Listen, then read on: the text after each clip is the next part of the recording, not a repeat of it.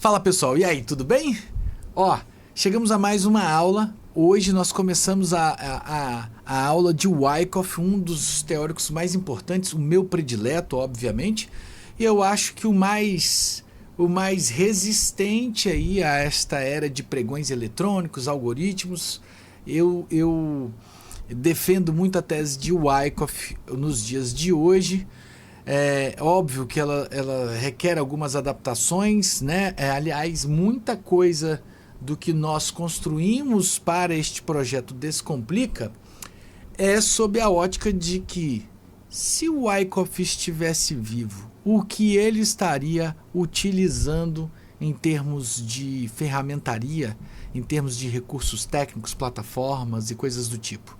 Esta pergunta ela me ajudou muito na atualização do conteúdo, né, na adaptação do conteúdo para os dias de hoje, a adaptação que partiu ali de um dos autores que eu gosto muito, que é o Rubem Vilermoça, que eu já mencionei em outras aulas gravadas. A gente vai fazer a aula aqui toda baseada no livro do Rubem Vilermoça.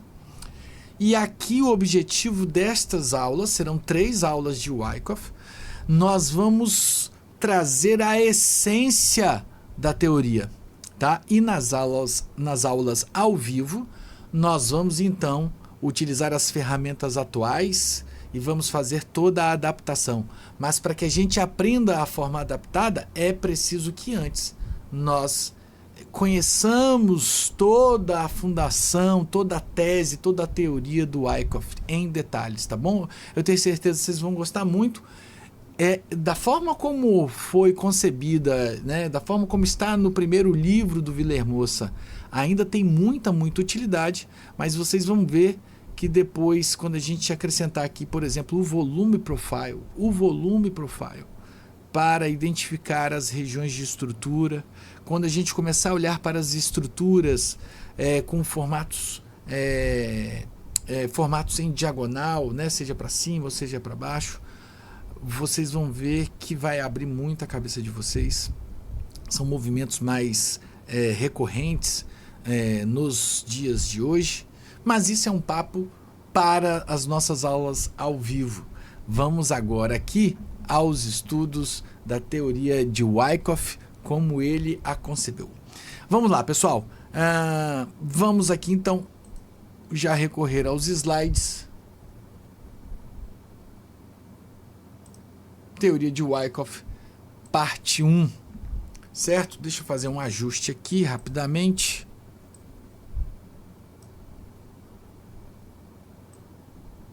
Tá bom. Então vamos lá. Ó, pessoal, primeiro vamos um breve histórico aí, né, de praxe, pra gente entender. Ó, quem foi Richard DeMille Wyckoff, tá? Richard Wyckoff, 1873 a 1934, veja de que época, né, que nós estamos falando, emergiu como uma figura proeminente na análise do mercado financeiro durante o início do século XX. Sua trajetória profissional começou aos 15 anos, quando começou a trabalhar como mensageiro em uma corretora de valores em Wall Street.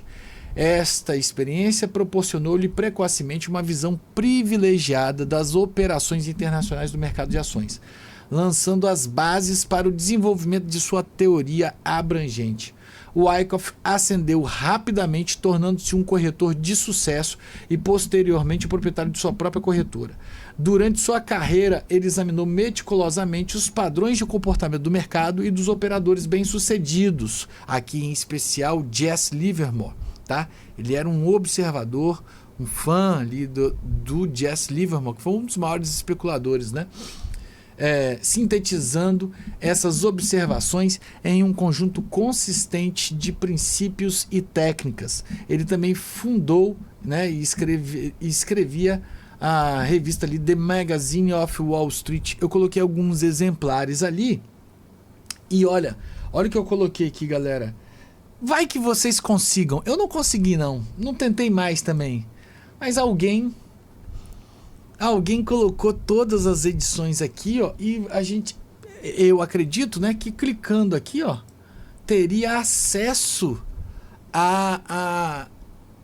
o arquivo de escaneamento, só que tem que pedir solicitar o acesso. Eu já fiz isso, obviamente, mais de uma vez, mas nunca obtive. Tá aqui, ó, com todas as revistas, tenho maior curiosidade de acessar, tá?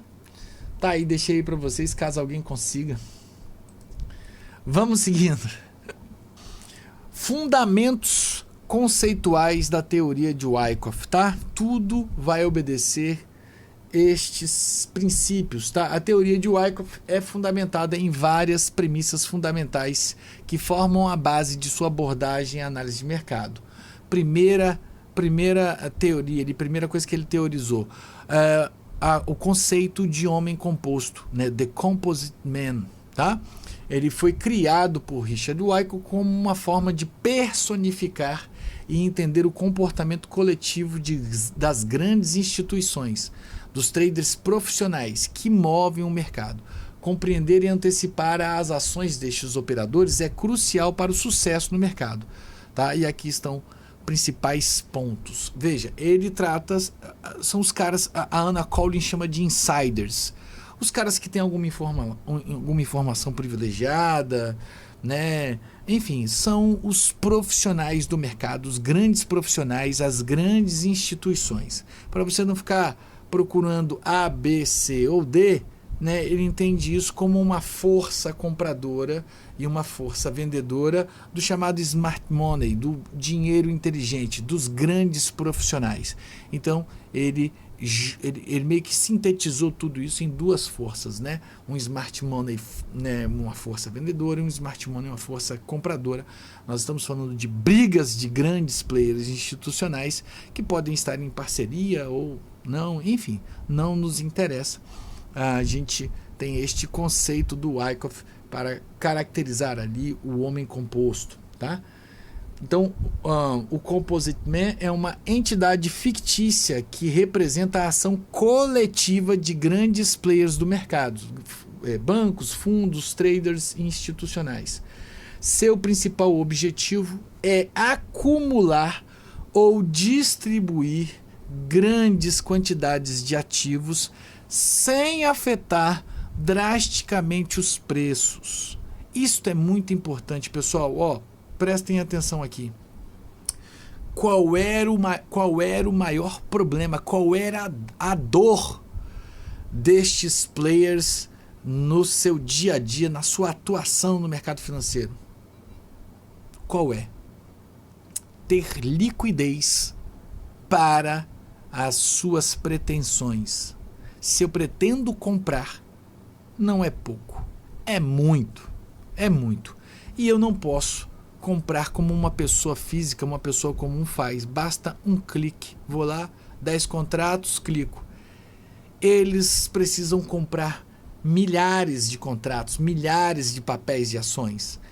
E não tem liquidez para isso. Não tem liquidez, ou seja, não vai ter todo mundo numa mesma faixa de preço. Vamos supor aqui, ó, para vocês entenderem, tá? Se a gente fosse pensar na hipótese, deixa eu buscar aqui, ó.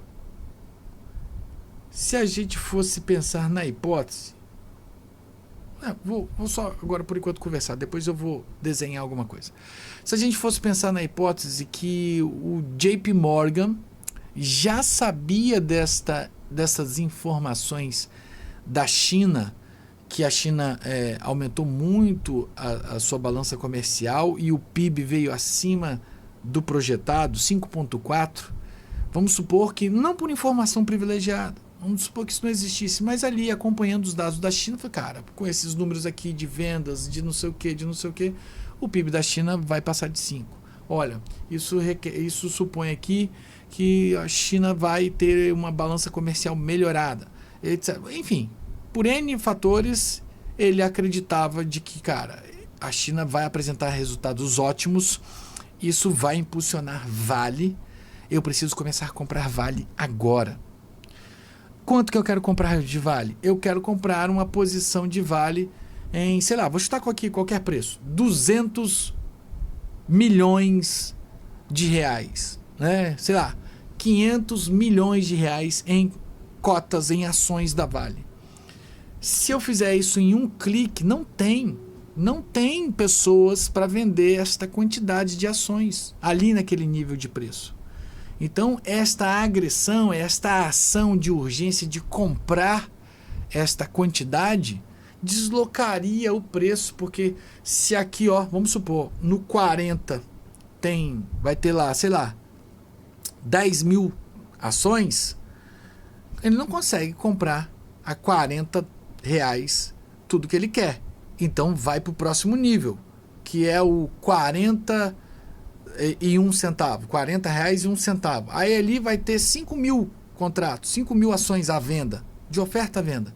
E aí não tem, cara, tudo que ele precisa. Então vai para o $40,02. Aí ali tem, sei lá, 3 mil ações sendo ofertadas para venda. Então não tem tudo que ele precisa. E assim sucessivamente. Então ele não consegue. Se ele for afoito ao mercado, se ele for com urgência de tudo que ele precisa, ele vai causar um desequilíbrio na primeira lei de oferta e demanda, a primeira lei de mercado do Wyckoff, e esse preço vai estourar de alta. Ele não vai conseguir, primeiro que ele não vai conseguir comprar tudo, né? Ele pode acionar até um circuit break, né, no pregão ali daquela ação. E outra que as pessoas vão saber e falar assim, uai, por que JP Morgan está comprando? Por que estão comprando tanto? Eu não vou vender a minha, não. Eu não vou vender minha ação. Eu vender minha ação.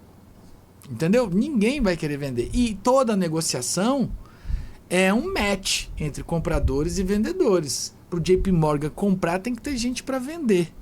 Então, este é um princípio que, inclusive, é o que mantém viva a teoria de Wyckoff até os dias de hoje. Então, para ele construir a posição, ele vai ter que construir. Ele não compra com um clique. Ele constrói a compra dele com um processo de acumulação. Ele vai acumulando aos pouquinhos ações da Vale, sem despertar, né, a vigilância alheia, outros players. Ele vai comprar ali na surdina, miudinho, come quieto, mineirinho. Ele vai então ali estar num processo de acumulação. Da mesma forma, o contrário.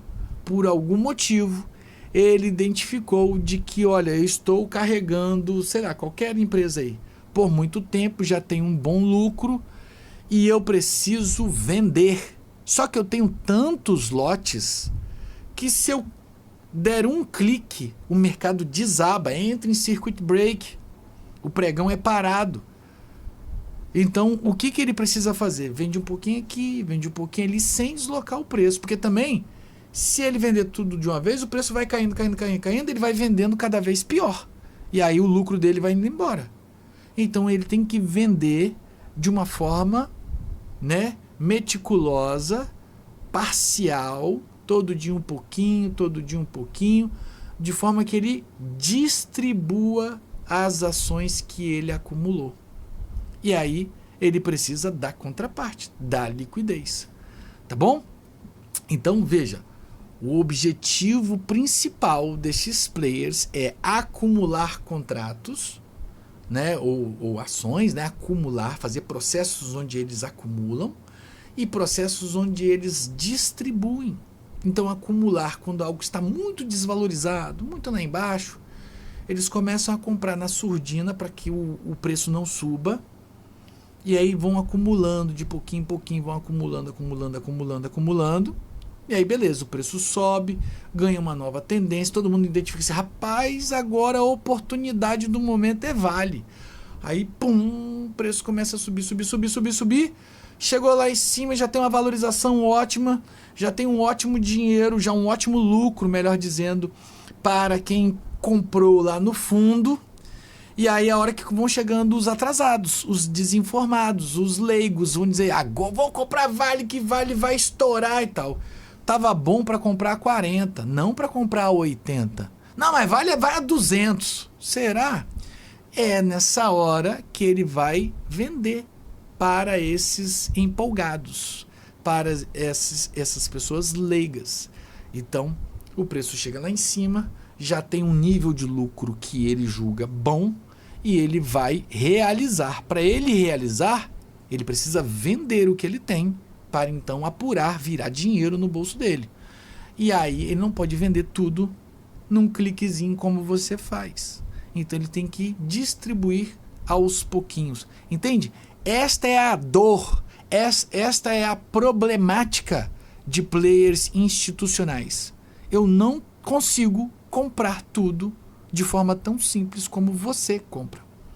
Eu não consigo vender tudo de forma tão simples como você vende. Eu preciso construir o interesse contrário. O interesse contrário de quem está comprando são pessoas na venda. O interesse contrário de quem quer vender são pessoas na compra. Toda negociação é um match entre comprador e vendedor. Tá claro? Isso é básico e, como eu disse, é isso que torna a teoria de Wyckoff tão atual ainda hoje. Tá? Não tem como fugir dessa lógica. Não tem como fugir dessa lógica. Tá bom? Todas as ações são finitas. Quem tem, tem. Está segurando. Eu preciso comprar de você, eu preciso estimular que você desanime e fale, não quero mais não, vou vender. E é o que acontece, né? Eu vendo, o preço sobe, eu compro, o preço cai, né? O leigo vive nesse dilema, né? E a gente vai entender aqui através desses princípios de Wyckoff, tá? Vamos voltar aqui para o slide.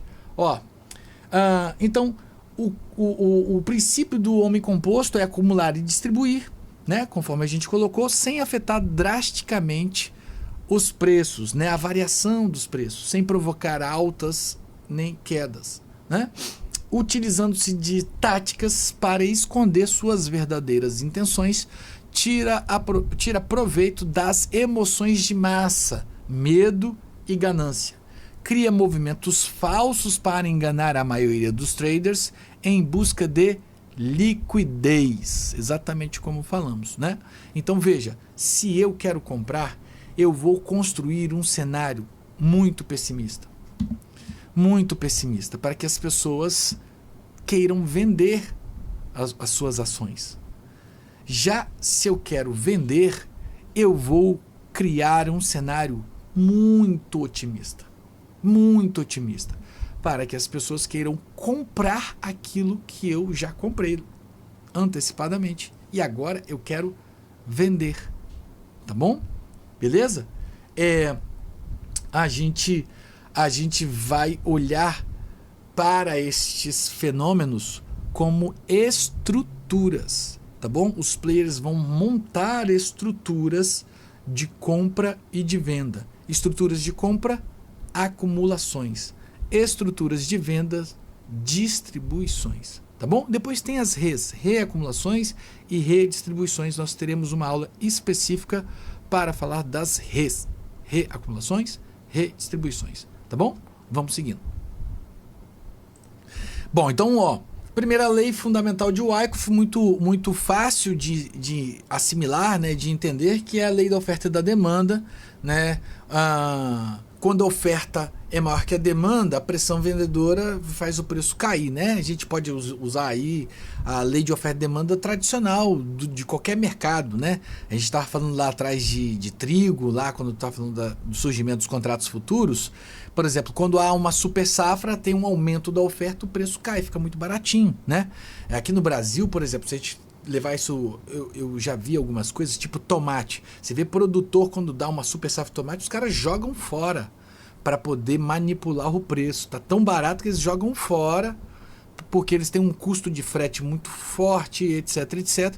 Então, existem até manobras drásticas como essa para poder tentar, de alguma forma, controlar a oferta e demanda, né? Então, veja, a lei de oferta e demanda, muito claro, né? Muita oferta, o preço cai. Muita demanda, o preço sobe. Ações são finitas. Se a demanda vai subindo por coisas finitas, o preço dessas coisas sobem.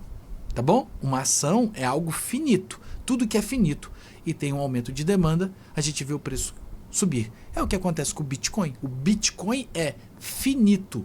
Ele vai chegar a um determinado número de moedas emitidas e acabou.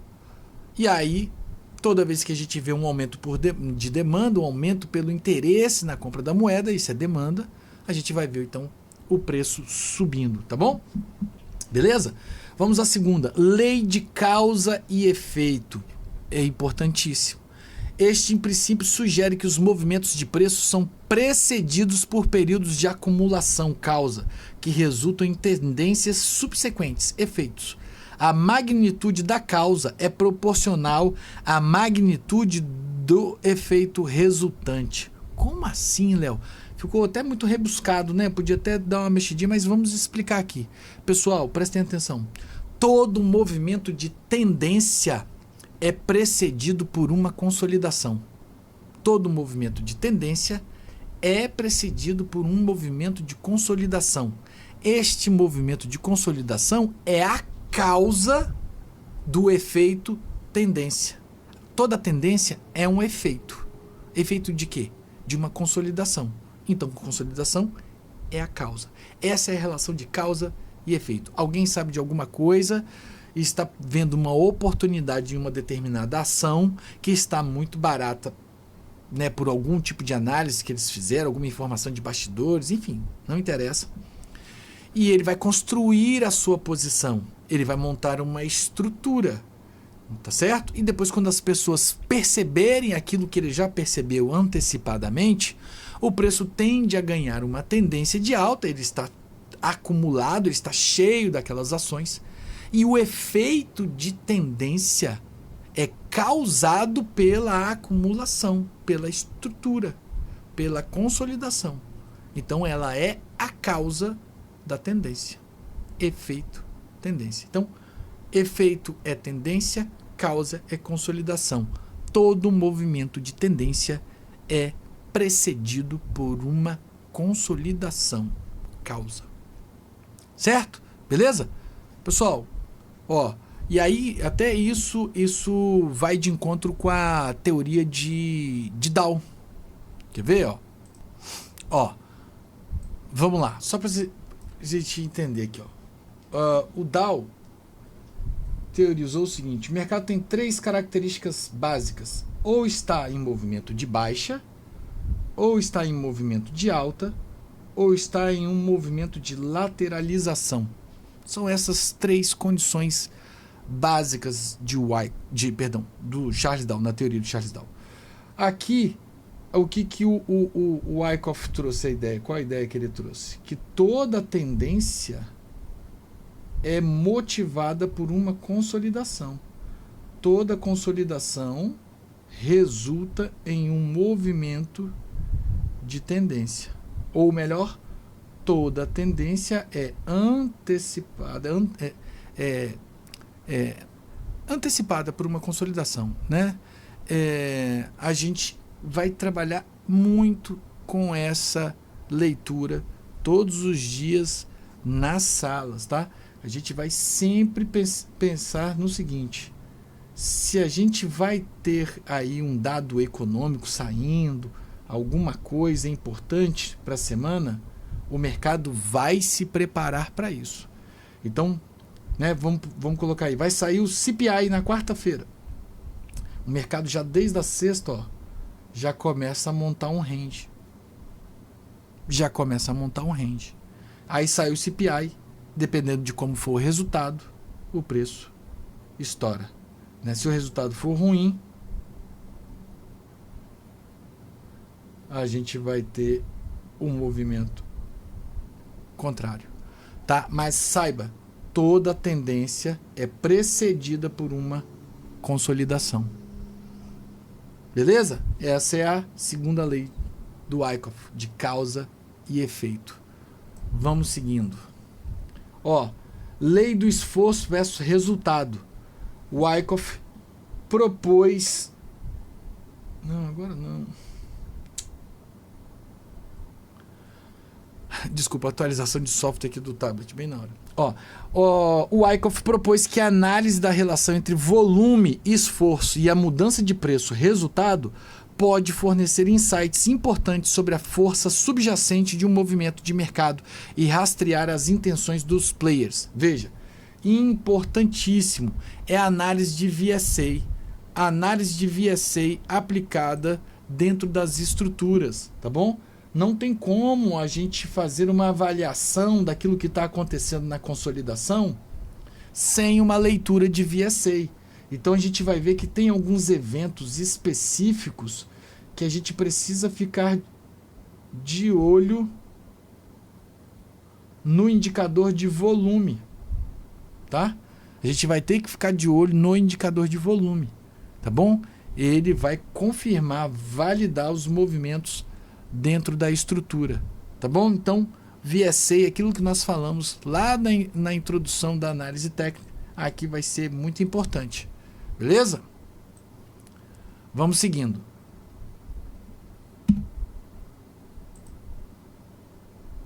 Ó, a teoria de Wyckoff coloca uma ênfase significativa na compreensão da psicologia coletiva dos participantes do mercado. Agora vamos falar de fatores psicológicos, né? Envolvidos nas negociações, que Elliott também teorizou, né? Elliott também teorizou, tem muita conexão, tá? Ó, e aí veja, são duas emoções básicas, né? Medo e ganância, tá bom? O medo pode se manifestar de várias formas, incluindo o medo de perder dinheiro, levando à venda prematura de posições lucrativas, o medo de perder oportunidades, resultando em compras impulsivas em níveis de preços já elevados, e o medo de admitir erros, causando a manutenção de posições perdedoras, né? Perdidas aqui, mas seria perdedoras por períodos prolongados. É o cara que não aceita o stop, sabe? E aí, ó, pessoal, tem uma frase que é o seguinte: o primeiro stop é sempre o mais barato. Não segura, não. Assuma o erro, vai para a próxima, tá? E ganância. A ganância pode levar a compras excessivas durante períodos de otimismo extremo, retenção de posições além do razoável na esperança de lucros ainda maiores. Você faz toda a análise e vê que tecnicamente ali é o ponto para você vender. Já comprei, já surfei. Aí você olha assim, mas só fiz só R$300.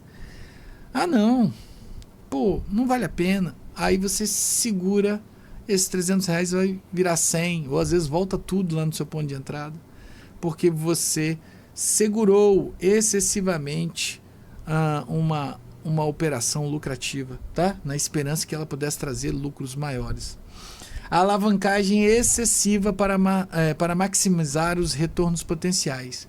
Você opera muito alavancado, não sabe fazer um gerenciamento, não sabe pôr um pedaço do seu capital em risco, vai muito afoito, com muita sede ao pote e opera aí com uma posição maior do que deveria, tá? Pessoal, ó, deixa eu trazer aqui de novo, vou usar bastante esse slide, o tablet aqui para desenhar, mas veja, num ciclo aí de mercado, tá? Seja de uma ação ou de ações, de bolsa aí, falando de ciclos econômicos, o preço aqui nessa região, tá? Depois de uma forte queda, dá para o mercado, né, ou para os investidores, melhor dizendo, a sensação de que, cara, que prejuízo que eu estou tomando, não aguento mais isso não.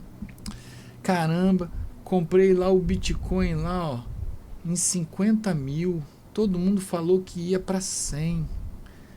Cara, o Bitcoin tá valendo 20 mil. Tem gente falando que vai cair para 11. Mano, eu vou assumir o prejuízo. E eu não aguento mais não. E aí vende. Ao vender, o preço começa a subir. E aí, novos participantes, quando chega lá, falam assim, cara, o Bitcoin vai valer $500 mil. Vou comprar. Aí tem gente que vende carro, aquela coisa toda e tal, mas está chegando aqui, ó, no final da festa, tá? Quais os sentimentos que estão envolvidos aqui? Medo. E aqui em cima, ganância. Certo? Medo e ganância. Ganância, o mercado já esticado de alta, e o medo, o mercado lá no fundo. Por isso que tem aí várias frases, né, que remetem a esta ideia. Como, por exemplo, tem uma frase que é atribuída ao Warren Buffett, não sei se é, mas se quer, compre ao som de canhões, né, tempos de guerras, tempos difíceis, e venda aos sons de violinos, né, coisas assim do tipo. Tem uma outra frase, você pegou um táxi em Wall Street e o taxista está falando com você de ações, é hora de você vender. Tá? Então, normalmente esses períodos de euforia e de ganância acontecem em finais de ciclos, porque quem é esperto compra quando está barato. Tá? Compra quando está barato. Tá? Isso é para o mercado de ações, para o nosso dia a dia no day trade, a gente também vai ficar de olho nessas questões. Vai ter muito metagame envolvido no day trade, mas é importante, como eu falei com vocês, aqui nós vamos ganhar a fundação. Nós vamos trabalhar a fundação do conhecimento de vocês para aí sim poder evoluir nas questões mais técnicas do dia a dia. Porque senão, mano, você aprende lá na frente já a Wyckoff mais atualizado, mais, né, adaptado com as ferramentas de hoje, e não entende essa fundação aqui, fica uma série de brechas, de furos, sabe? Então vamos da base. Vamos da base. Tá? Vamos tentar aqui ser bem dinâmicos aqui. E aí vamos então seguindo. Entenderam essa ideia, né? De que o Wyckoff criou estes conceitos em torno do homem composto, em torno das 3 leis fundamentais de mercado, né? Lei da oferta e da demanda, lei da causa e efeito e lei do esforço versus resultado. Entenda VSA, Volume Spread Analysis, né? Análise do movimento do candle com volume empregado, né? E aí essas duas questões psicológicas que envolvem aí o comportamento de massas também que o Elliott teorizou, né? Análise de sentimento de mercado. O Wyckoff também teorizou sobre a análise de sentimento de mercado. Ou seja, comece seu dia procurando por coisas erradas, por coisas que não deveriam estar como estão. Sabe, tipo um auditor. Um auditor bom foi um cara que é auditor, foi contratado para fazer uma auditoria no balanço de uma empresa, porque, sei lá, a direção ou ali o conselho suspeita da atual gestão. Então esse auditor entra na empresa assim, mano, você está mentindo até que prove o contrário. Ele já vem com o pé na porta. Eu já passei por isso, é bem constrangedor. Então comece assim no sentimento de mercado, na análise de sentimento de mercado, análise de mercado para o seu dia.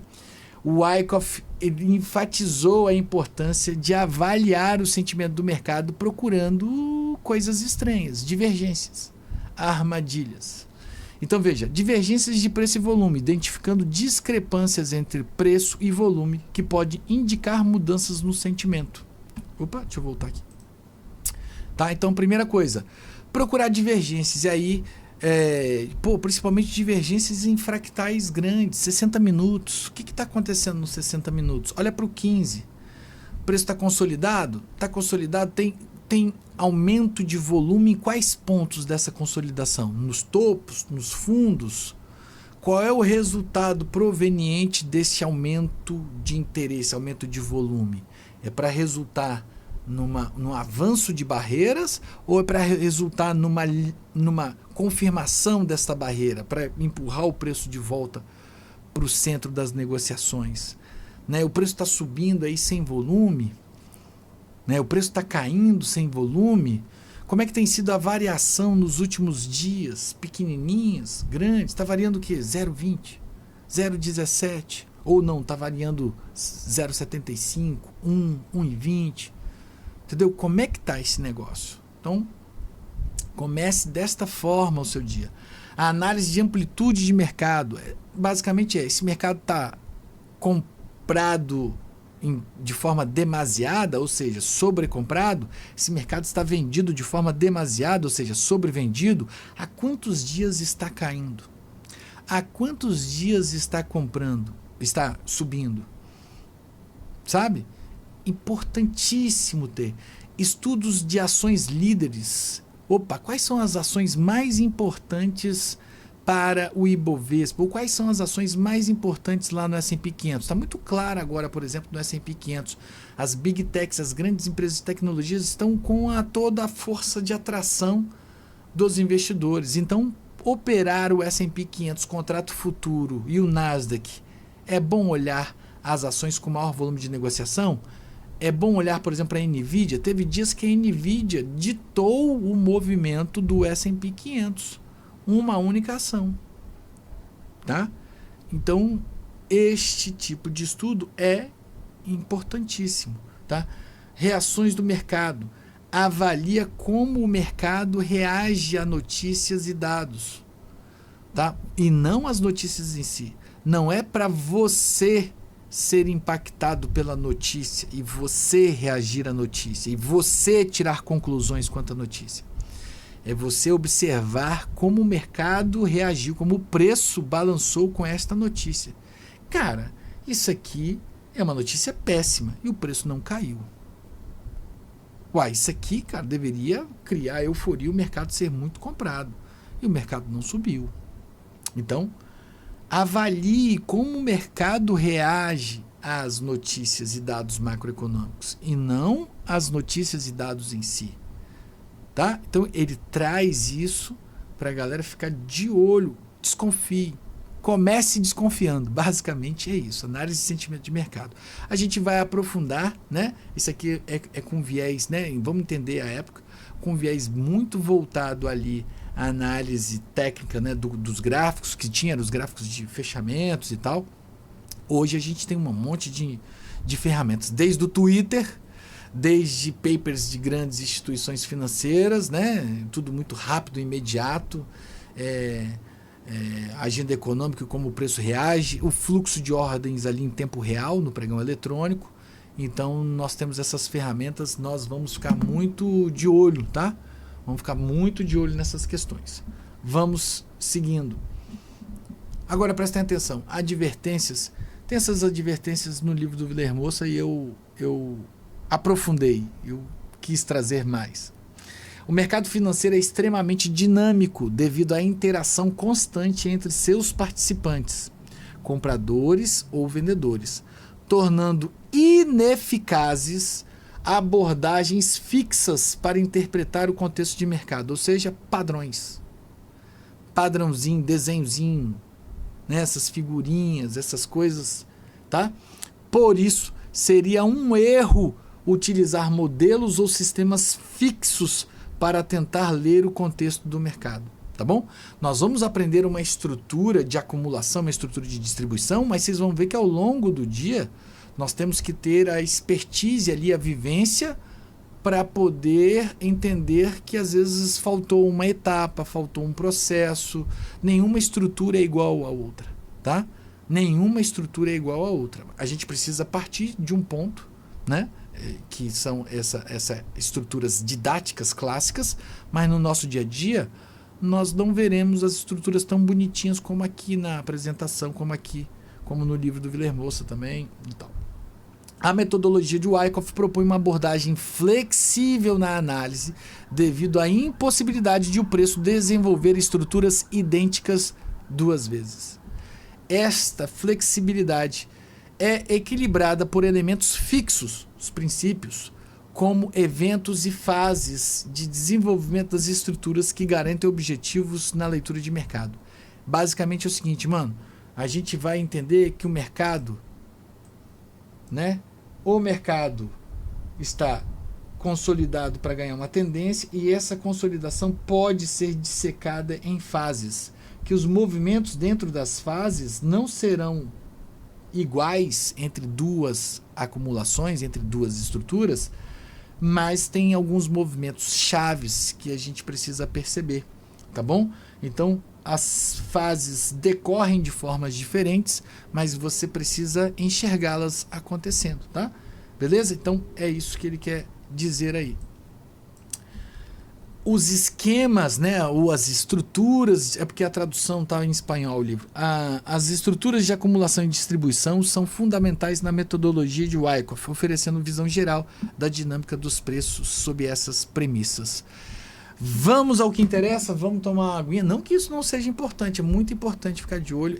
Aquela parte de pré-mercado do Wyckoff é uma coisa que você deve sempre desconfiar, deve sempre perguntar, tá? Hoje, por exemplo, hoje nós estamos gravando a aula, o mercado era característica neutra, ele balançou para depois tomar uma tendência, tá? Deixa eu beber uma aguinha aqui. Vamos seguindo. Ó, Wyckoff observou que padrões semelhantes tendem a se repetir ao longo do tempo, embora os ciclos sejam recorrentes.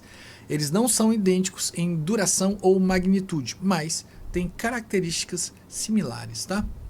Então, olha lá. As 4 fases dos ciclos de mercado segundo Wyckoff.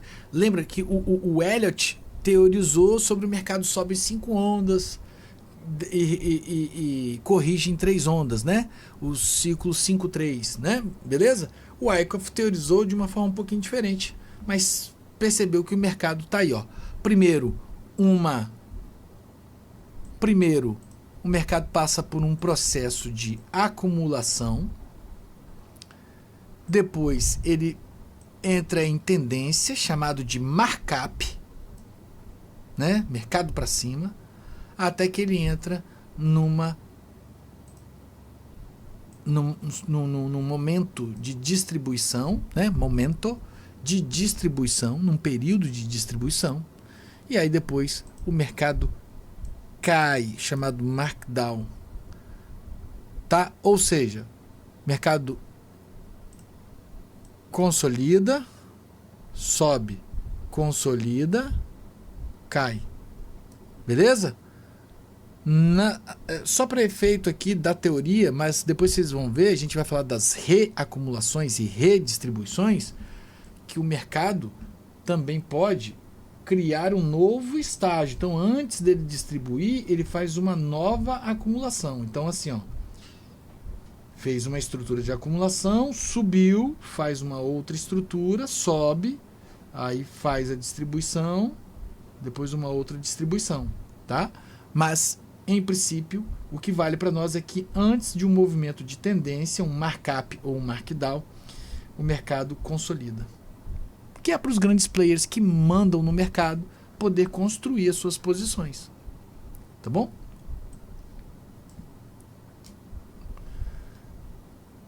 Então é o que está escrito aí. Ué.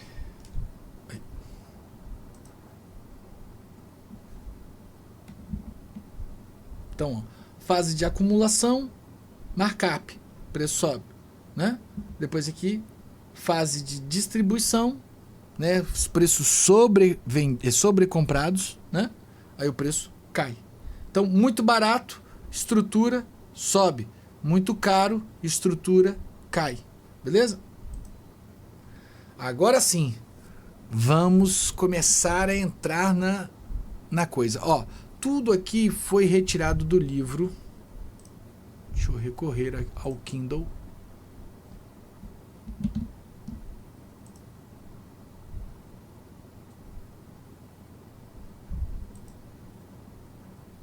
Ó, tudo que a gente está retirando daqui está aqui, ó, neste livro, Wyckoff em Profundidade, tá bom? Tem o livro 2.0, que é o incremento do volume profile, aquela coisa toda, mas a gente agora vai estudar os fundamentos aqui. Nas aulas ao vivo, aí nós vamos falar de como seria o Wyckoff atualizado, né? O Wyckoff para os dias de hoje, tá bom? Então tudo que vocês verão está neste livro aqui. E cara, ó, só um parênteses aqui. Meu amigo, para eu montar esse slide, eu tive que ler praticamente o livro todo de novo. O Villamoça, apesar do conteúdo ser muito bacana, é muito mal editado. A forma cronológica como ele desenvolve o raciocínio, ele vai e volta, e ele mistura os processos de acumulação e distribuição, puta merda. Né? Aí ele vai falar de preliminar suporte, ele fala preliminar supply, porque é distribuição. Cara, então a organização do livro não é legal não, mas o conteúdo é muito bom. Uma crítica aí, seu Vilermosa. Construtiva, tá? Ó, vamos lá. E ele repete isso no livro 2.0, tá bom? Ele fala de assuntos lá no final que deveria estar no início, tá? Mas enfim, vamos lá. As estruturas são processos de consolidação provocados por players institucionais com o objetivo de negociar seus volumes, que são numerosos, né? Blocos de ordem, sem causar uma oscilação de preço muito grave, muito acentuada. Vai ficar ali num range, tá bom? O Wyckoff teorizou, organizou essas estruturas em 5 fases, e cada uma delas com objetivos bem distintos. As 5 fases, fase A, B, C, D e E. E aqui, ó, tá separado pelo Vilermosa. A fase A, a função dela, parar a tendência. A fase B, qual é a função dela? Construir a causa. É onde os caras vão montar a posição, né? Vão começar ali a fazer o seu jogo de compra e venda, tá? Não que já não estavam fazendo antes, mas o objetivo aqui era parar a tendência anterior, neste caso aqui de baixa, né? Aí depois, a fase C, mais curtinha, mas é para mim uma das mais importantes, se não a mais importante, que é, e aqui eu discordo dele, tá? Permita-me.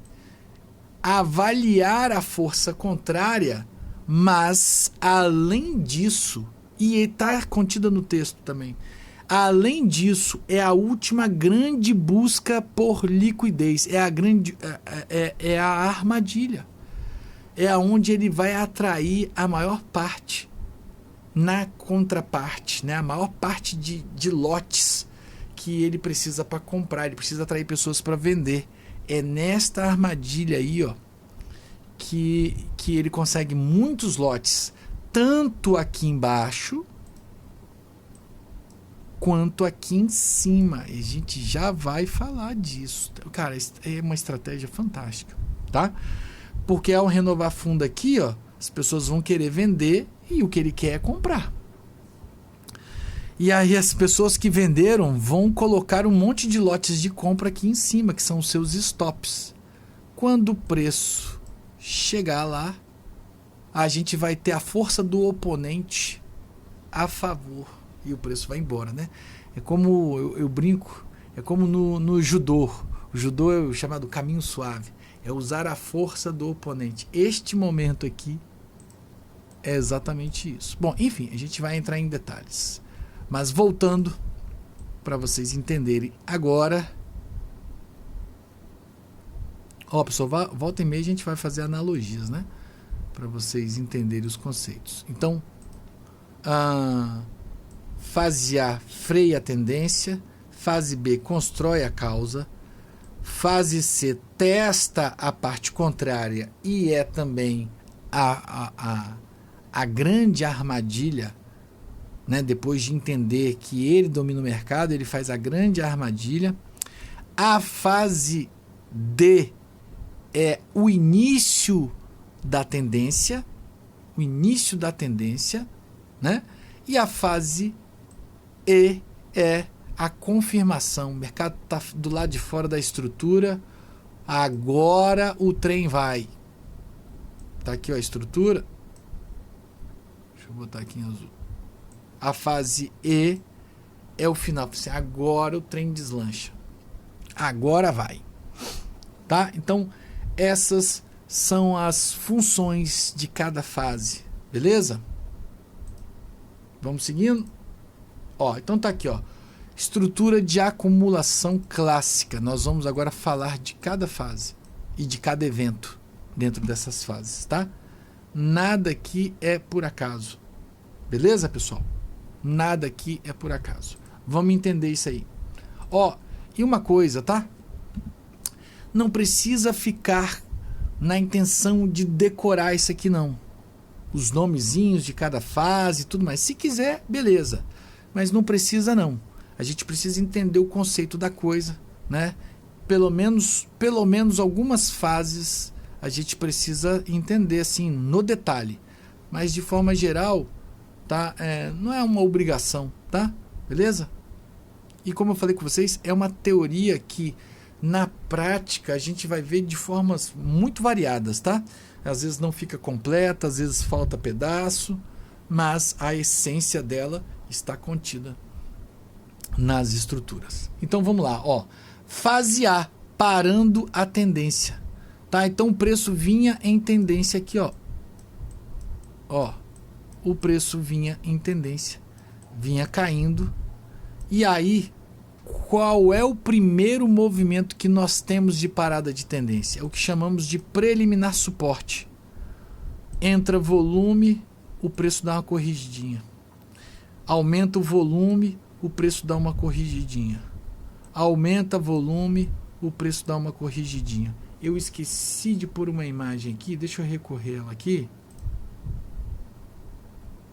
que eu já vou colocar. Espera aí. Pronto, ó, voltando.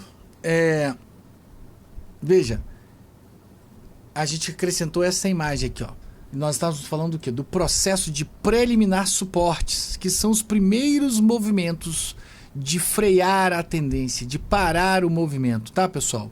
E aí, vejam, como é que acontece? O preço está caindo, a gente começa a ver assim, ó, aumentos de volume para os retornos, para as correções, tá? Basicamente, aqui, ó, a gente teria essas três formas aqui. Um aumento de volume com os candles ficando pequenininhos e resultando no movimento inverso. Um aumento de volume e faz esse blended e devolve o preço. Um aumento de volume e larga aqui, ó, um hammerzinho para o preço voltar. Então a gente vai ver o aumento de volume nas correções. Aumento de volume nas correções. Isso é chamado, ó, como aqui, por exemplo, ó. Tá? Isso é chamado, não está muito alinhadinho, o volume deveria ser mais para cá, ó, mas isso aqui, ó, né, tivesse alinhadinho para cá, é o preliminar suporte, tá? É onde o preço começa a ser freado, tá bom?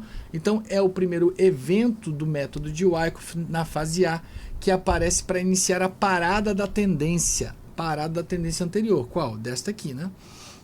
Sua característica básica é o aumento de volume nas retrações. Aumento de volume nas retrações e não nas impulsões, tá bom? Beleza? E aí a gente tem essas três variáveis aqui, você vai procurar algo como isso aqui, ó. Aumentou o volume, os candles encurtaram e depois um movimento de correção. Aumentou o volume, o preço faz esse blended e já devolve. Aumentou o volume, a gente vai ver essa sombra enorme aqui, esse pavio enorme na formação de um hammer, preço voltando. Então, a gente pode ter vários preliminares suportes. Vários, tá? Selling Climax é um sinal muito poderoso de força. O evento semelhante a preliminar suporte. Então ele também vai ser caracterizado por algo assim. Tá? Com aumento de volume resultando em um movimento contrário à tendência. Opa, o que ele está querendo dizer, pessoal? Ó, aqui está a tendência de baixa. Vocês não viram que tendências de baixas, a gente traça a linha de tendência pelos topos? Certo? A gente vai ver... Isso aqui tá errado, velho. Seu Guilherme. A gente vai ver um movimento, um aumento de volume a tal ponto que quebre a tendência, a linha de tendência de baixa, a LTB. Então aqui a LTB aqui, ó, vai ser rompida na grande maioria das vezes, tá bom? E aí este volume aumentado e esta quebra da tendência sinaliza aí então a fase de Selling Climax, o clímax de venda, ou venda climática, como alguns gostam de traduzir. Existe uma força de venda que ela é parada, entra muito volume e os caras seguram o preço a tal ponto que vem o próximo movimento. Qual é o próximo movimento? É este rompimento aqui, ó, da linha de tendência, o surgimento do chamado Automatic Rally, ou rally automático. É um movimento ascendente de alta que rompe a linha de tendência, né? que se desenvolve após o céu clímax e que parece como o primeiro sinal claro de interesse do comprador. Opa! Alguém absorveu tudo aí. O que é absorção, pessoal? O preço vinha caindo, aumenta o volume, ele para de cair. Alguém absorveu a queda, parou, botou um colchão embaixo de ordens para amortecer a queda. Então segurou a queda. Isso é absorção. Aumentou o volume, mas não cai. Pelo contrário, o preço sobe. Sobe a tal ponto que rompe a linha de tendência. E aí este rompimento é chamado de automatic rally. Tá bom? Olha só. Fica claro o interesse do comprador, caracterizando exaustão de ofertas. Os vendedores agressivos, deixam de entrar no mercado. Ou seja, aqui na linha de tendência, deveria voltar gente na venda. E não há. Então, quem está vendido lá de cima, né, não tem renovação de lotes na venda. Beleza? Ou novos participantes, né? Não há força na venda, o preço rompe a linha de tendência. Tá bom? Esta é a característica entre selling climax, e o automatic rally, tá? É uma força contrária ao movimento proveniente deste aumento expressivo de volume, a tal ponto que rompe a linha de tendência, não é identificada uma nova pressão na venda para defender a linha de tendência, tá? Que está passando aqui, ó. Beleza? Secondary test estabelece o fim da fase A.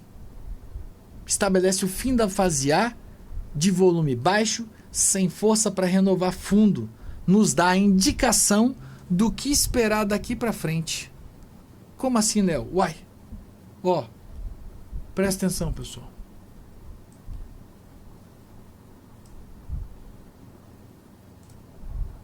Pense no seguinte.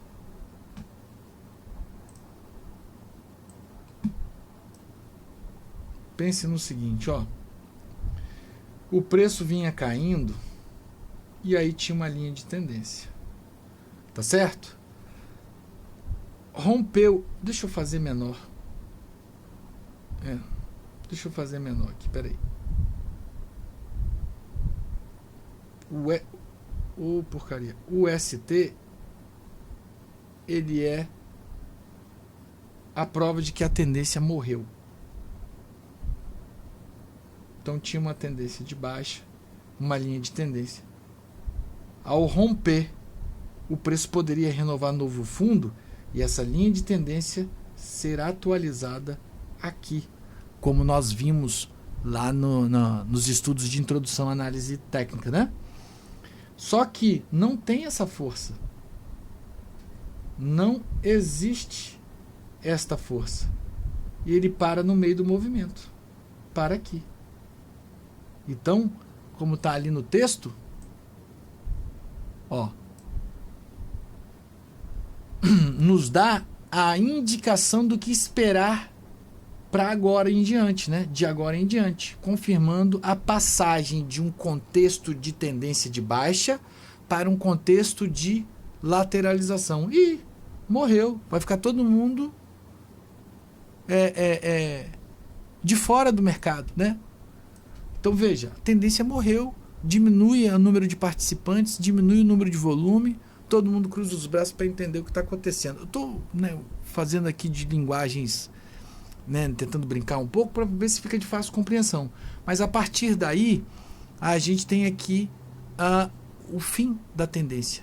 E aí com isso caracteriza o fim da tendência e caracteriza a fase A e o início da estrutura. Tá? Então aqui, ó, céu clímax, AR, ST. Beleza? O ST, ele não vai... Eu vou falar aqui da escola tradicional, depois a gente vai ver variações. O ST não rompe o fundo, não há uma nova intenção dos vendedores de continuar para baixo. Entende? Então, agora a gente entende que o mercado vai ficar consolidado. Tá bom? Beleza? Ó. Assim, para eliminar suporte, juntamente com o Seleclimax, juntamente com o Automatic Rally e o Secondary Test, produzem a primeira mudança de característica no mercado. Que mudança de característica? A gente vai chamar de choque. Tá? Change of character. Mudança de característica. Opa, não... Peraí. Aqui, ó. Choque. CH ou CH. Que é change of character. Mudança de característica. Que diabo é isso, Léo? O trem estava caindo, parou de cair e agora vai consolidar. Saiu de um estado para outro. Saiu de um estado para outro. Um estado de tendência de baixa para um estado de consolidação. A gente chama a primeira fase de CH ou CH. Shock. Change of character. Entendeu? Então saiu de uma característica para a outra. Certo? Vamos então agora à próxima fase, que é a fase B. Uma coisa aqui. Na ideia de Wyckoff, a estrutura ela vai ser delimitada a partir de agora entre cell clímax e AR. Tá? Então agora aqui, ó, a gente vai ter a fase B e o preço em tese vai ficar balançando nesta região. Tá certo? Vamos continuar? Então vamos para a fase B. Ó, fase B, construindo a causa. Pessoal, primeira característica da fase B é a queda de volume. Ó, nós temos aqui um volume expressivo no preliminar suporte, no cell clímax, que conduz o preço até o rompimento da linha de tendência. O ST é uma devolução que para antes de testar o fundo sem volume. E aí, a partir de agora, todo o movimento é com volume decrescido. A fase B cai o volume e o preço fica flutuando. É o momento de nós observarmos a reação dos candles e aí fazer a leitura de VSA nos fundos e nos topos. Aliás, no livro da Anna Cowling, que ela também fala sobre estruturas, ela demonstra. Chega aqui, fica um monte de candlezinho pequenininho. Aqui, ó, né? Aqui, ó. Aqui no fundo. Aqui no topo da estrutura. Uns com paviozinho assim, que ela chama de teste de demanda, que é aquela empurradinha para colocar para fora, para ver se chega alguém comprando tudo. Tá? Uma série de candles pequenininhos. Da mesma forma, quando vem aqui pro fundo. O que acontece? Chega aqui no fundo, aí fica aquele monte de candlezinho pequenininho. Tá bom? Uns dojizinhos. Então, nessa hora, a gente vai fazer leitura de VSA. Característica. O preço está totalmente sem volume. E aí tem dois fenômenos importantes aqui. Prestem atenção. Que, aliás, isso aqui o Vilermoso deveria ter melhorado no livro dele no 2. Meu Deus, tem que parar de fazer esses comentários, mas é porque a gente vai lendo de outros autores e tal, enfim, neste momento nós vamos ter duas buscas de liquidez, que é o Uptrust Action, chamado UA, e o Secondary Test, tá? Aqui, ó, como sinal de fraqueza, Signal of Weakness, sinal de fraqueza, que nada mais é do que armadilhas para romper aqui, ó, o AR e para romper o cell clímax. Veja, ele ultrapassa. Ele está testando as forças. Então, a gente, ó, tá até aqui, ó, o Uptrust Action inicialmente é um movimento que denota força no fundo, né? Ou seja, no início, quando sai daqui do fundo, parece até que ele vai levar. Né, que aqui, ó, vai começar um novo movimento, mas chega lá em cima, ele para, e ao romper aqui ele atrai pessoas né, na defesa da venda e também atrai pessoas na compra. Então, ali tem gente para fazer negócio. Então, um lugar onde ele consegue comprar e vender, ele está acumulando nesse processo. A fase B é a hora que ele vai acumular. Como assim acumular? Compro 100, vendo 50, 60. Compro 100, vendo 50, 60. Compro 100, vendo 80, porque tive que segurar mais para o preço voltar. Vendo 100, compro 50, 80. Ele está, mas no final das contas, durante esse processo, ele está enchendo a sua posição, como a gente diz, enchendo o carrinho de compras. Então ele vai fazendo essa movimentação. E aqui tem liquidez, tá? É o último extremo superior aí desse range. Então ele promove uma armadilha lá, o Uptrust Action. O A tá aqui, ó, o preço rompe a máxima anterior estabelecida pelo AR, mas não tem continuidade, pois não há volume, interesse para sair do range e volta para a estrutura. Certo? Então o preço vai voltar, não vai continuar. É aquela história. Ele até tem uma forcinha aqui, ó, no início. Parece até que vai, mas chega aqui, perde o interesse. Começa aquele monte de candlezinho pequenininho. Tá certo? Da mesma forma, o contrário. Esse second test aqui, ó, o sinal de fraqueza, ele desce a tal ponto, deixa eu limpar aqui, ó, a tal ponto de romper o sell clímax. Ele quer testar a força do vendedor. Secondary test como sinal de fraqueza. ST é soul, né? É um teste no fundo da estrutura que produz uma renovação de mínima a fim de testar a força de vendedores que podem estar ali acreditando de que o preço vai voltar a cair. Foi só um ajuste da frequência, ou seja, o preço estava caindo assim e agora vai fazer isso aqui para voltar a cair. Aí a tendência vai ser redesenhada aqui.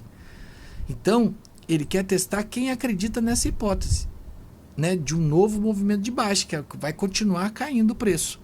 Só que, mais uma vez, né, não tem volume e o preço não cai. É importante dizer que essa é uma hora, para nós principalmente, muito importante. Isso aqui, para dizer assim, perdão, isso aqui, para nós dizermos que é um sinal de fraqueza, a gente precisa ver o preço voltar, tá, pessoal?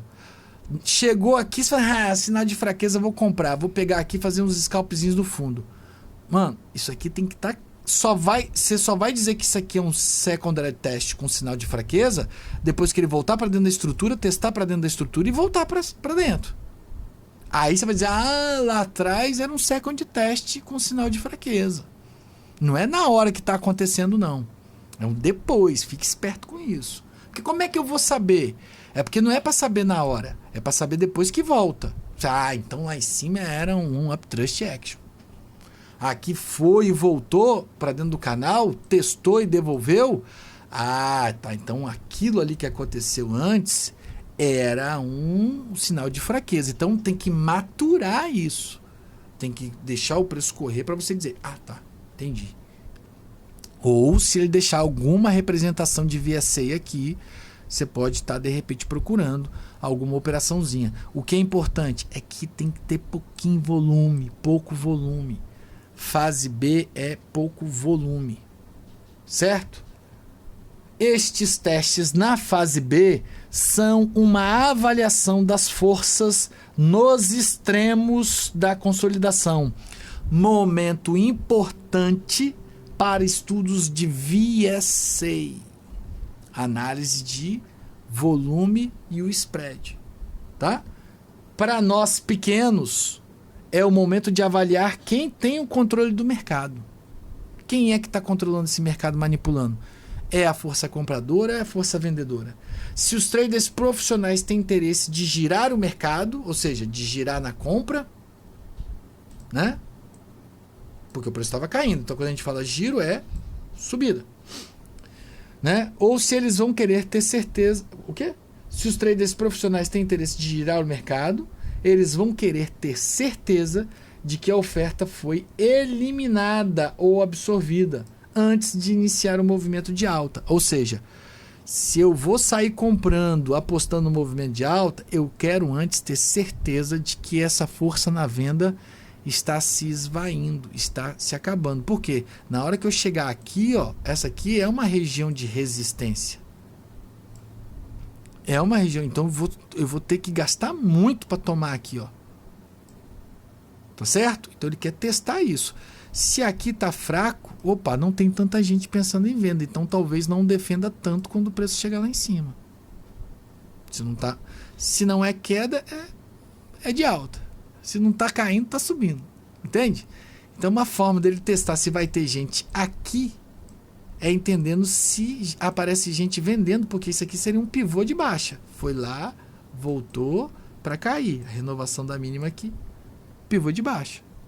Se não tem interesse aqui, é muito provável que menos defesas acontecerão aqui quando eu quiser girar o mercado. Certo? Esta é a teoria, tá, pessoal? E funciona em muitos casos, a gente vai mostrar isso para vocês. Vamos lá? Ó, fase C, a virada. A fase C, no processo de acumulação de Wyckoff, é uma etapa crítica que prepara o terreno para a futura alta dos preços. Nesta fase, ocorre o rompimento do fundo da consolidação. Aqui, ó, do fundão aqui. Tá? Aqui, ó, deste fundão aqui. Deste fundão. Beleza?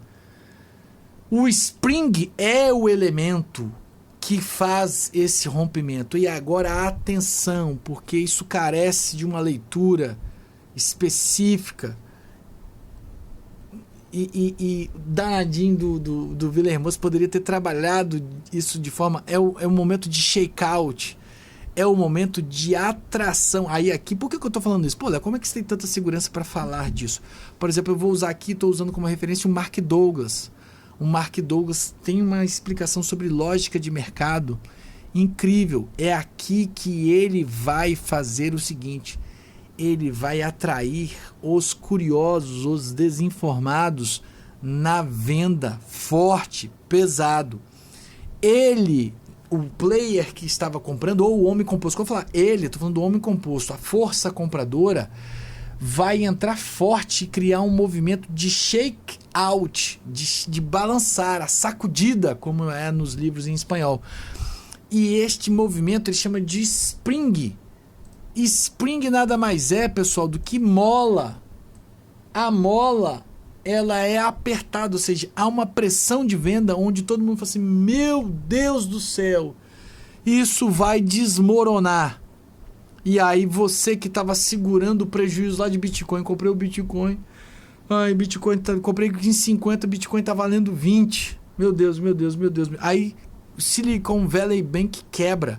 Aí o Bitcoin dá assim, ó, dá uma pancada lá para baixo, vai em 16 mil e você vende. Bobo. Era o que os caras queriam. É a troca de mão. É o smart money tomando as ações, tomando o Bitcoin da sua mão. E aí o nome spring não é à toa. É uma pressão que aperta a mola e depois solta. Então aquela galera que entrou forte na venda não tá mais. E o preço volta. E, na verdade ele entra comprando. Ele vende para comprar. Nós vamos mostrar isso. Tá? Agora não é a hora. Nas aulas ao vivo que a gente vai entrar mais forte nessas lógicas de mercado. Então a gente vai mostrar, tá? E como que ele faz isso? Aí vocês vão entender o que é a ordem a limite, o que é a ordem a mercado. Aí vocês vão entender a leitura de fluxo nisso. Mano, tá tudo conectado. Tirar tudo daqui para passar para vocês. Estamos neste processo. Só que isso tem que ser pouco a pouco, gradual, senão vocês não conseguem assimilar. E aí, veja, os grandes compram essas ações baratinhos, uma transferência de ações dos medrosos para os espertos. Spring é igual mola. A mola é comprimida ao máximo antes de ser solta. Toda essa energia acumulada está prestes a ser liberada, impulsionando o preço para cima. E é aí também que entra aquela questão, né? Aí até um conceito do Mark Douglas é: se você vendeu aqui, né? Se você não, se muita venda surgiu aqui embaixo, toda venda, toda abertura de operação ou toda entrada de novos participantes vai nos dar um pool de liquidez, que são os stops. Quem vende ali provavelmente botou stop aqui ou aqui. Então aqui está carregado de stop de quem vendeu. E o stop de quem vendeu é compra. Vou até botar verdinho. É compra. Se o cara que montou essa estrutura, o gêniozinho que montou essa estrutura, quer ver o preço subir, continuar subindo, sem ele ter que fazer mais nada, ele só precisou comprar aqui e levar o preço até aqui. Ao acionar os stops do vendido, são os vendidos acionando stops que vão fazer o desbalanceamento de muita demanda e o preço vai puxar de alta. O stop de quem vendeu aqui embaixo é comprar aqui em cima. Tá claro? Já estou antecipando as outras fases aqui. Mas enfim, é um ponto para vocês entenderem por que fazem essa armadilha. Tá? E aí veja, pessoal, o Spring ele tem 3 formas de acontecer. Ó, tem variáveis, né? A primeira, a mais comum, é este aumento de volume e a volta em V. Aumentou o volume, voltou em V. Opa! É um Spring? Calma. Pode ser um Spring. O que a gente precisa? Do teste e depois da puxada de força. Tá aqui, ó, Spring e depois o teste. Aí só depois que acontece o teste, você então essa puxada para baixo aqui era o Spring. Sempre fiquem atentos a isso. O próximo movimento é que confirma o movimento anterior. Entendeu? Porque senão você vai ficar tentando adivinhar as coisas. E aí, veja, nós temos algumas formas desse Spring surgir. Primeiro, em um candle, que faz esse candle gatilhão. A segunda forma, em um blended candle. E a terceira forma, em uma estrutura menor. Como assim? É muito comum, pessoal. É muito comum disso acontecer. Quero apagar. Ó, vamos mostrar isso. Presta atenção. Então, primeira ideia do Spring. O preço estava consolidado, acelerou para um lado para sair para o outro. A gente só vai dizer que isso aqui foi Spring depois que testar e renovar essa máxima aqui. Tá certo? E aí, quais são as variações deste Spring? Além dessa formação de candle, nós temos, né, todos esses dois aqui, ó, esta formação aqui e esta formação aqui é geralmente com muito volume. Já esta outra terceira aqui é com pouco volume. Ou seja, o preço estava consolidado, renova fundo, sem interesse, volume caindo. É uma renovação de fundo sem interesse. Aí aqui embaixo ele faz uma nova estruturinha.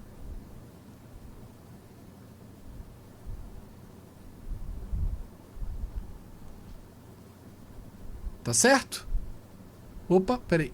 Deixa eu voltar aqui. Que eu fiquei aqui com... Ó, vou fazer de novo para vocês verem. O preço está consolidado. Aí o Spring não é aquele shakeout. Ele simplesmente sai do range e fica vagando. Fica de bobeira ali embaixo. Na verdade, ele está construindo uma microestrutura para depois voltar. Tá certo? Então nós temos os Springs realizados com este movimento de shakeout e temos o Spring realizado com este preço vagando fora do canal, que depois é devolvido. Tá? O Spring é, para mim, um dos pontos mais importantes. E aí, agora, a partir deste momento do Spring, né, seja no modelo tradicional aqui ou aqui, né, seja neste modelo ou neste modelo, nós temos agora um novo choque. Tá? Seja neste modelo ou nesse, que é uma mudança de característica. Que característica? Agora, de um mercado em consolidação para um mercado em tendência de alta. Tá? É o que está lá no primeiro slide, ó. Ó. O preço estava caindo, a tendência foi parada na fase A. Parou a tendência. Então saiu de um estado em tendência para um estado de consolidação. Mudança de característica. Choque. Ficou consolidado, ficou consolidado, ficou consolidado. O player montou tudo que precisava, fez a armadilha, devolveu e testou. Testou, não tem volume nenhum para empurrar para fora de novo da estrutura. Então este cara que estava aqui, ó, né, este homem composto que fez este volume aqui, ó, forte na venda, por que ele não está para defender a posição? Por que ele deixa voltar? Porque ele, na verdade, ele só queria atrair as pessoas para vender, desiludidas. Ai, bicho, vai voltar a cair tudo, não aguento não. Deixa eu vender o Bitcoin, que isso aí vai bater 10 mil. Entende? E aí, ao fazer este movimento aqui, aí sim que a gente vai dizer, então era o Spring. E aí sim a gente está vendo um mercado saindo da característica de consolidado para uma nova característica de tendência. Agora, uma tendência de alta. Então o mercado caía, foi consolidado, ou seja, mudou a característica, e depois o mercado que estava consolidado passa a subir, ou seja, teve a sua característica mudada mais uma vez. Certo? E aí vem a fase D. Início de uma nova tendência. Tá bom? Agora, pessoal, nós queremos ver isso aqui muito claro. Agora é o seguinte, mudança de característica. E, cara, tem vezes que assim, a gente vai ver uma sequência de candles positivos. Uma sequência. Tum, tum, tum, tum, tum, tum, vai embora. Tá? E aí tem um movimento chamado SOS, sinal de força. Sign of Straight, sinal de força. Aqui, ele aparece lá em cima no rompimento, mas ele também pode aparecer aqui antes do LPS, tá? São sinais, são demonstrações de força e que uma nova tendência vai começar após o teste. Fez o Spring, fez o teste e agora entra uma nova tendência, uma mudança de característica. Qual é a característica da fase D? É uma tendência que surge ainda dentro da estrutura. Até o seu rompimento e teste. Aí acabou a fase D.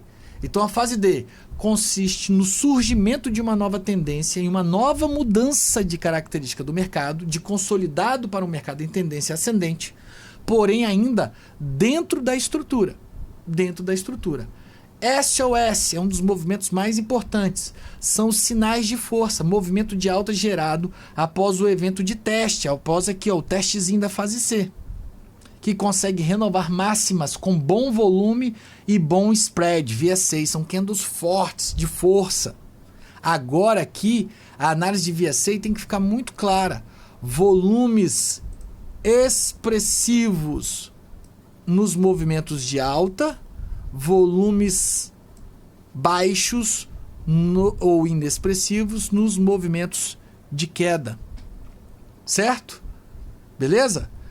E aí o preço vai estourar. LPS danadinho do... bicho, o que eu fiz de edição no desenho do Vilemoso não tá no gibi. LPS, eles são os últimos pullbacks, tá? Após o pivô de alta aqui, ó. Spring, que é uma volta em V, testou, renovou. A partir daqui, dentro da estrutura, tudo que corrige é um LPS. Last Point to Support, o último ponto de suporte. Movimento de... Um último nível de suporte da oferta. Geralmente, testa a nova linha de tendência criada a partir do Spring. Ou seja, não começou o movimento aqui? Nós vamos marcar uma linha de tendência. Essa nova linha de tendência, quando ela for testada após o Spring voltou, fez o teste aqui, tudo que vier a testar a linha de tendência a gente vai chamar de LPS, inclusive lá fora também. Ó.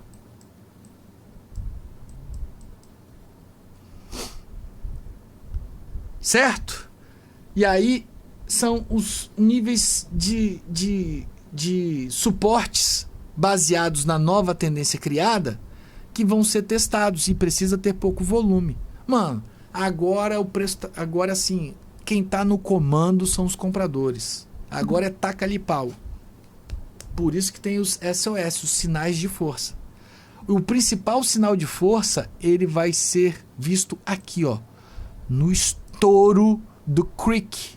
O creek é o rio. O Wyckoff dizia que aqui o topo da estrutura era o rio. E o Jack é o jump across the creek, é o pulo do rio.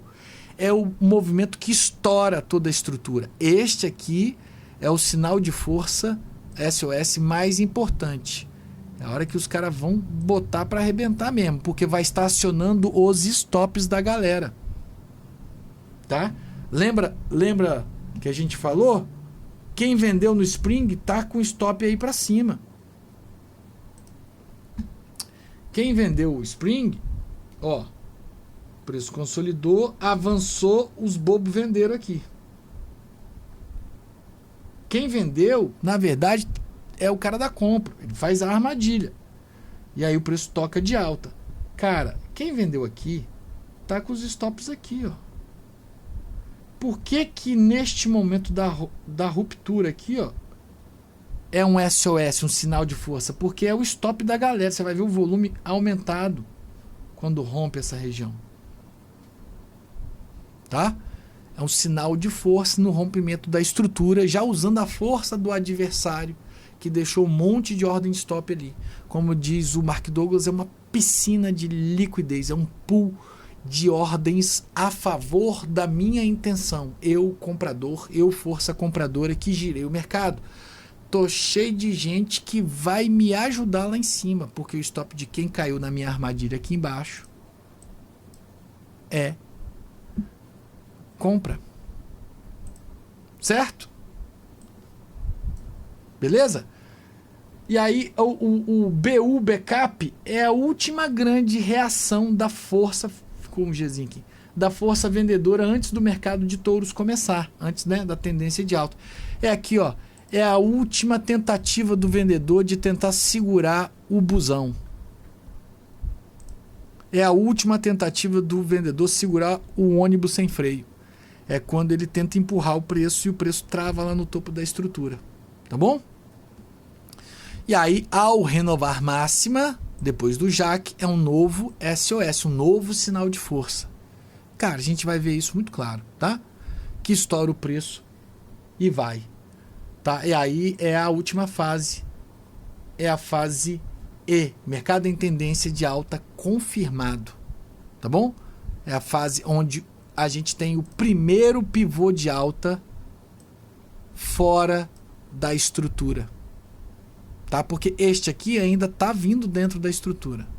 Aí o primeiro pivô de alta oriundo, né, já surgido acima do teste do topo da estrutura. E agora ele vai ganhar uma nova tendência e vai embora. Tá certo? Esta é a teoria. Detalhe pequeno. A partir de agora, né, a partir da fase C, D e E, a gente vai ter que ficar de olho neste comportamento do preço, que são as regiões dos testes. Beleza? Primeiro teste aqui, segundo teste aqui, terceiro teste aqui. Nas salas, quando a gente vai operar estruturas, a gente, quando fica muito claro, a gente entra aqui, tá? e as operações mais seguras aqui e aqui. Tá bom? Aqui neste caso, a gente vai ter, ó, já antecipando, a médiazinha de 9,20 já nos auxiliando.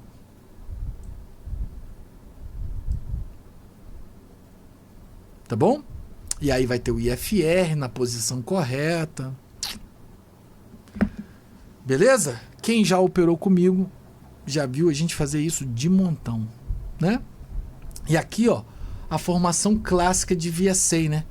Aumento de volume nas pernadas de alta, queda de volume nas pernadas de baixa. É o que a gente quer ver nestes testes, tá?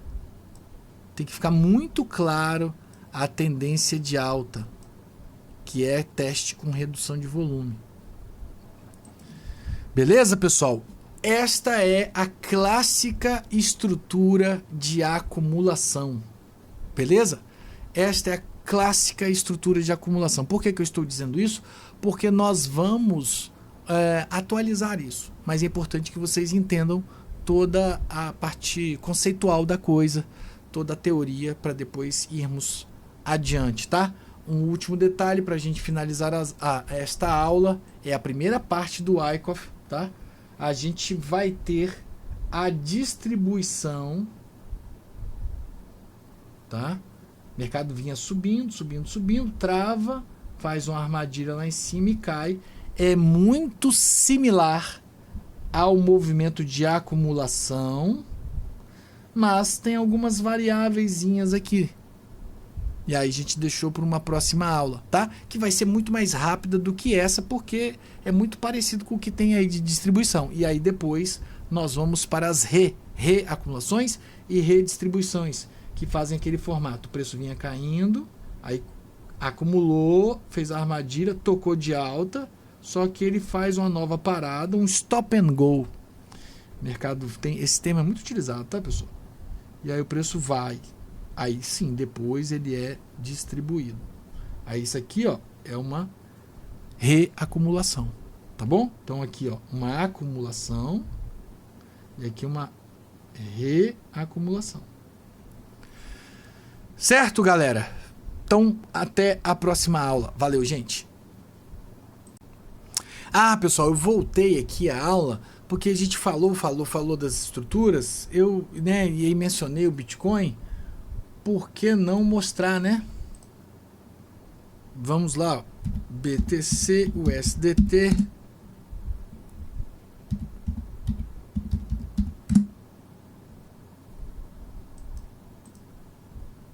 Deixa eu tirar ali que tem uma operação. Ó, um dia para vocês. Deixa eu Vamos aqui, ó. Quando a gente fala para vocês, ó, a gente tem aqui, ó, um ciclo de alta. Beleza? E aqui, ó, nós temos uma estrutura já de distribuição, né? Temos uma distribuição aqui, ó. Tá? O mercado faz uma armadilha lá, ó. Veja que não é clássica como no livro, né? E aí volta a cair, tá bom? Aí aqui ele faz uma ré, ó, menorzinha, as rés são menores, tá? Aí, não, aqui é para fazer uma estrutura, uma estrutura de acumulação, ó, o spring aqui. Volta, ó, como é que ele testa aqui, ó, a estrutura. Certo?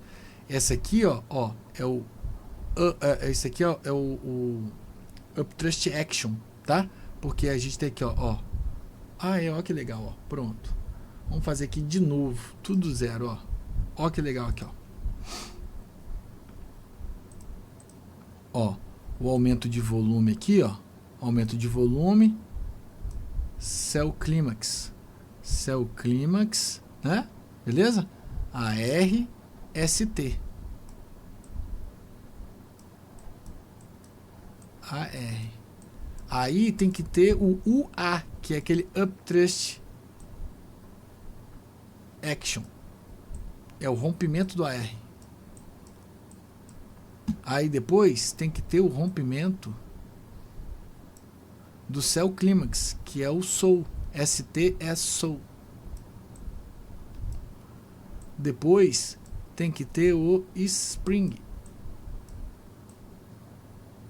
Olha o blended aqui, ó.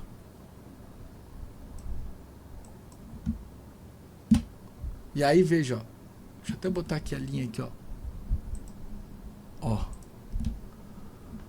Olha a pancada desse cara aqui e esse cara aqui, ó. Tá vendo? Para romper a estrutura. Aqui é o S ou S, entrada de força. E olha quando eu falei com vocês, ó, mudança de característica, não tem nenhum candle de baixa.